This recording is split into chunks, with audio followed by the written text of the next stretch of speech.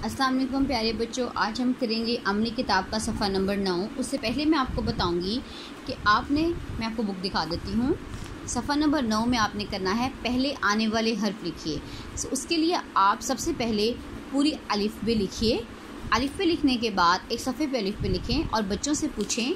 मैं flash cards use करूँगी, आप पूरी अलिफ बे फ़्लैश कार्ड्स के ज़रिए भी लिख सकते हैं। अब ये पूछ रहे हैं कि च से पहले क्या आता है, तो च से पहले आता है ज।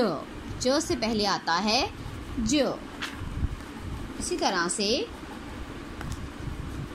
अगर आपसे पूछा जाए कि श से पहले क्या आता है तो स।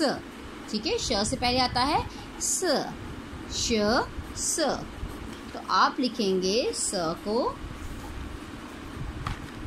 यहाँ पर।